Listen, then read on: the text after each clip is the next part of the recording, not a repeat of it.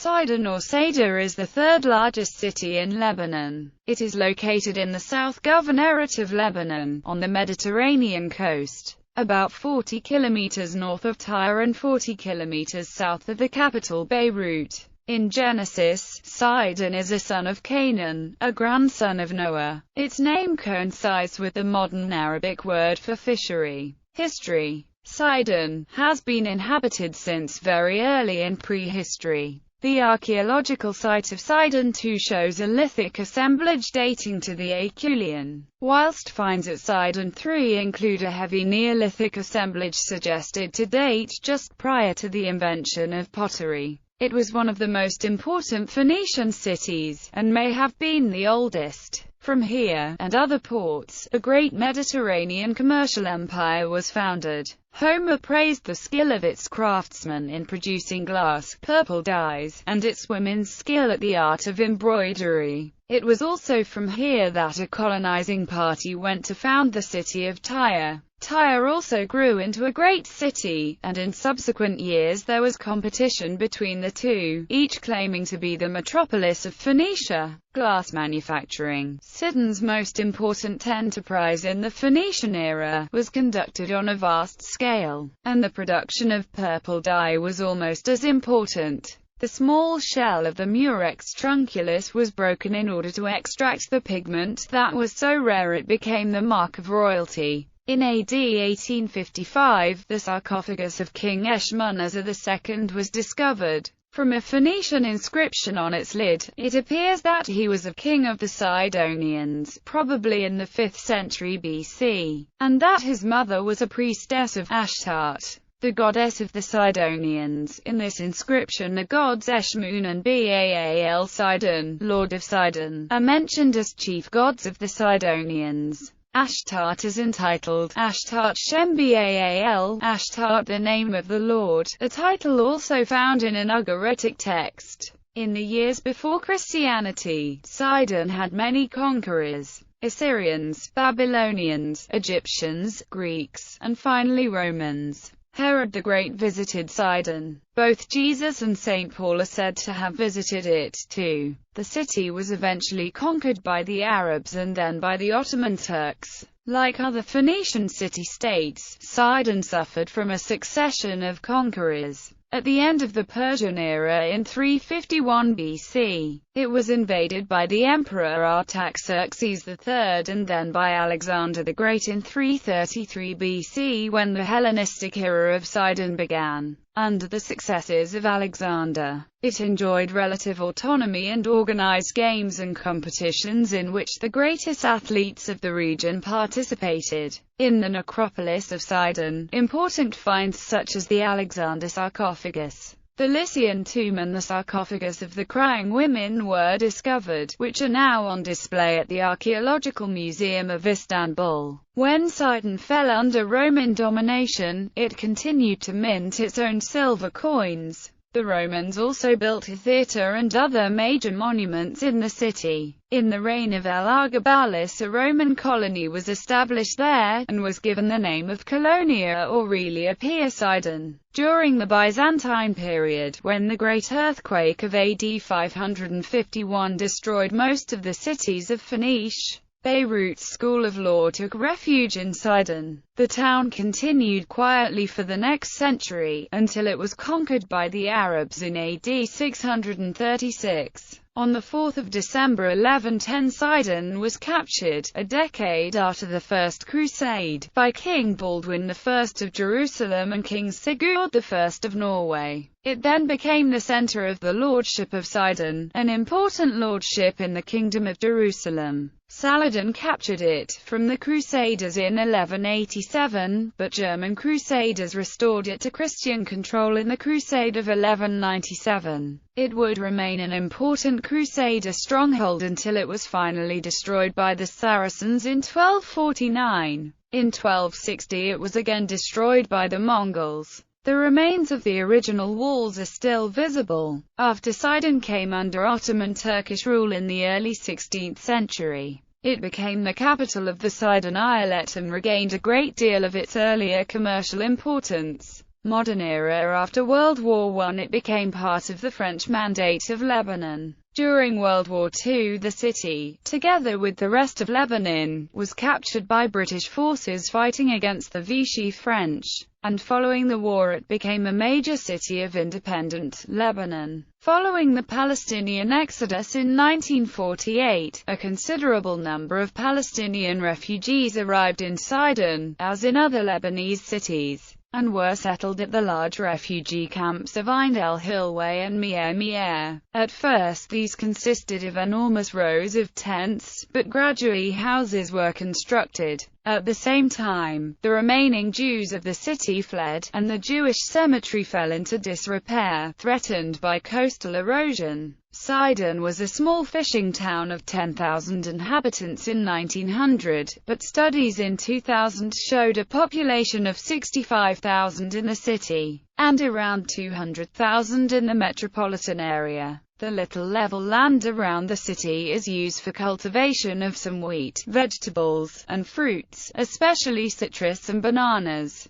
The fishing in the city remains active, with the newly opened fishery that sells fresh fish by bidding every morning. The ancient basin is transformed into a fishing port, while a small quay was constructed to receive small commercial vessels. Sidon International Stadium was inaugurated in 2000 for the Asian Football Confederation's Cup 2000. Impact on Sidon of regional underdevelopment. According to a recent United Nations Development Programme report, data also point to an increase in urban poverty, especially in Lebanon's largest cities, suburbs such as Beirut, Tripoli and Sidon, as illustrated by poverty-driven symptoms. In another UNDP report, the author discusses the development predominance of Beirut over the rest of the regions of Lebanon as a well-known imbalance that can be dated to the early 19th century. With the expansion of Beirut in the 1870s, urban growth in the future capital city outgrew Tripoli and Sidon. Transportation routes, missionary schools,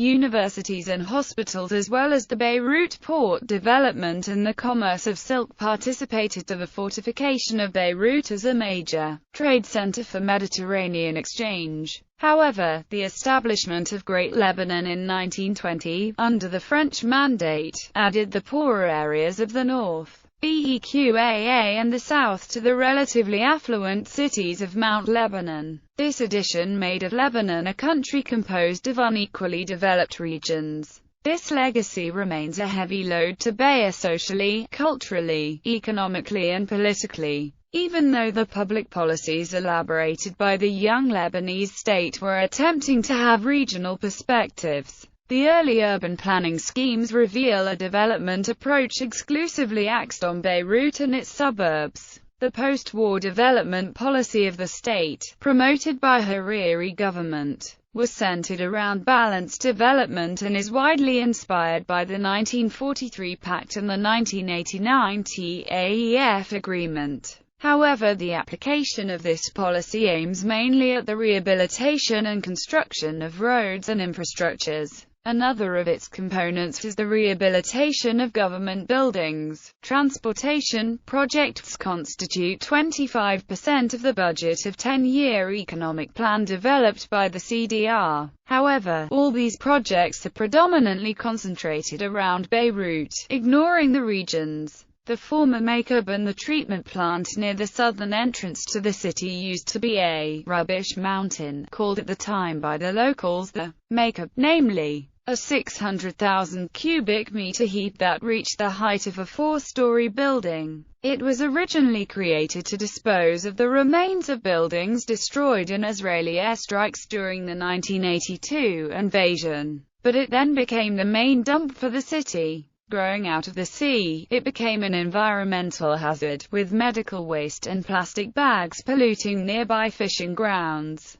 Sidon politicians, including the Hariri family, failed for decades to resolve the Makab crisis, which has endangered residents' health. He established IBC Enviro, privately funded and the treatment plant became operational in 2013. http://www.ibc-enviro.com/ The Ministry of Environment came up with a $50,000 plus plan to clean the whole area and transform the dump into a green space, along with other heaps in the country. Kamala Beach in Sidon, a coast in close proximity to the sea castle, witnessed a large municipal cleanup in May 2011, as it was an easy target of rubbish being washed up by the Makeup. These plans aim to revive the former glory of the city's coasts and attract tourists who avoided swimming in Sidon's sea before. The project of cleaning the region where the waste dump has already started, and currently a waves barrier is being built, and the vast bulk of the waste dump being cleared. Old City. The historical core of Sidon is a Mamluk-era old city that extends between the Sea Castle and the St. Louis Castle. Located on a promontory jutting into the sea, this walled medieval city is very well preserved and is still inhabited today. The old city resembles a vaulted maze with narrow alleyways and winding streets. Arched pathways connect the different neighborhoods of the city. On street level, numerous souvenir shops and mini-markets can be found with old-fashioned bakeries making crunchy whole wheat bread, called cock. A lot of the alleys take the name of their residents' occupations, like the Carpenter's Alley and the Tailor's Alley. Several mosques dating back to the Umayyad era are still preserved and are open to the public. A number of TV series and music videos have been filmed inside the old city of Sidon, being of great historical and architectural significance. The old city went through a lot of renovations, and there is still some measure of restoring to be done rather than focusing on facelifting. Perhaps the potentials of this city in architectural terms exceed those of other Levantine coastal cities. The morphology of Old Sidon has resonances in terms of potentials with the French Mediterranean resort city of Antibes.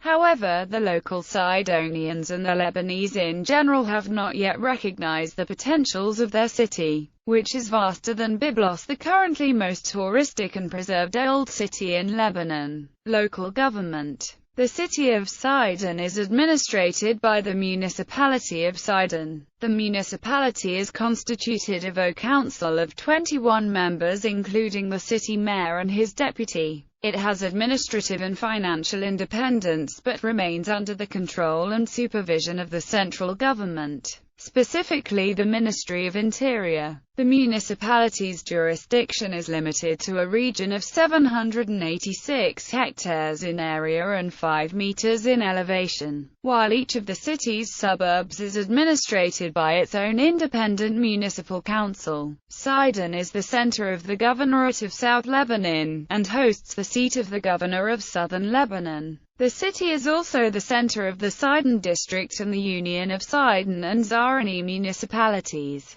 Sidon hosts the southern regional headquarters of a series of governmental facilities like the Central Bank of Lebanon, Electricité du Liban, Central Telecommunications Station and others. It is also the home of the Justice Palace of South Lebanon in its new headquarters on East Boulevard. In the 2000 and 2005 parliamentary elections, the Sidon district along with the Tyre and Bint Jbeil districts formed the first electoral district of South Lebanon. However, in the 2009 elections, and due to the reactivation of the 1960 electoral law, the city of Sidon was separated from its district to form a separate electoral district. Demographics. Sidon is the seat of the Greek Melkite Catholic Archbishop of Sidon and Deir el-Qamar, and has housed a significant Catholic population throughout its history. Sidon also hosts the seats of the Sunni Mufti and the Shiite Ayatollah of South Lebanon. In the 1930s, when Lebanon was still under the French mandate, Sidon had the largest Jewish population in Lebanon, estimated at 3,588. With 3,060 in Beirut.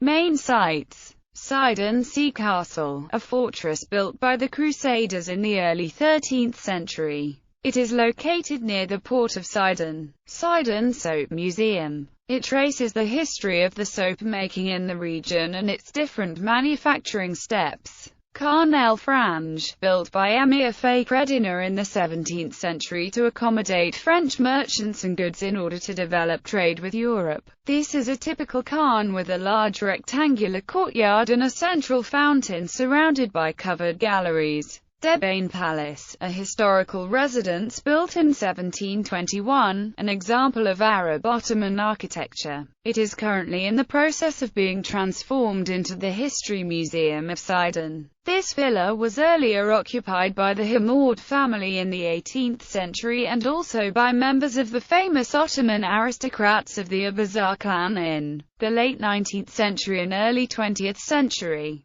The vaults at the ground level being originally stables for the villa residents and then turned into shops as part of the old souks, and known until recent time by association to the Abazas. Old Souk, a historical vaulted market stretching between the sea castle and the castle of St. Louis. The castle of St. Louis. It was built by the Crusaders in the 13th century on top of the remains of a fortress built by the Fatimid Caliph al-Mu'izz. It is located to the south of the old souks near Murex Hill. Eshmoon Temple, dedicated to the Phoenician god of healing. Built in the 7th century BC, it is located in the north of Sidon near the Awali River. The Ziri, a tiny rocky island located 1.5 kilometers off the coastline of Sidon. In ancient times, it was used as a breakwater for the protection of ships and fleets. The island is a preferred destination for the locals who come here for picnics and swimming. The island is accessed by several ferry boats from the port of Sidon. The Corniche is a seaside promenade that extends for about 7 kilometers along the city's coast. The Corniche is a popular destination for walkers, joggers, skaters and bikers.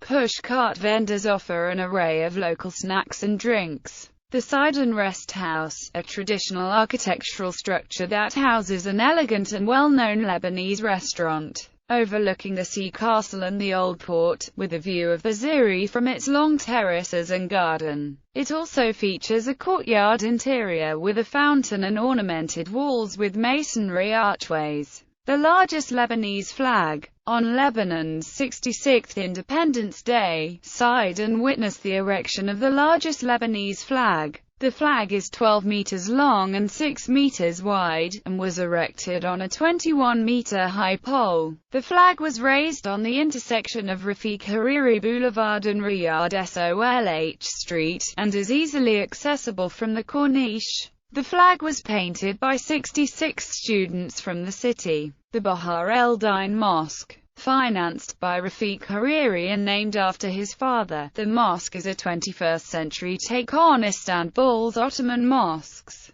Located on a roundabout on the city's northern entrance, the mosque is an architectural gem that dots the city's skyline. The mosque, with its authentic Arabesque designs, interior Islamic inscriptions, inner courtyards, Mecca-styled minarets and awe-inspiring 36-meter-high dome is a non-miss landmark in the city. The British War Cemetery in Sidon, opened in 1943 by units of His Majesty's British forces occupying the Lebanon after the 1941 campaign against the Vichy French troops. It was originally used for the burial of men who died while serving with the occupation force, but subsequently the graves of a number of the casualties of the 1941 campaign were moved into the cemetery from other burial grounds or from isolated positions in the vicinity. The cemetery now contains 176 Commonwealth burials of the Second World War and 9 war graves of other nationalities.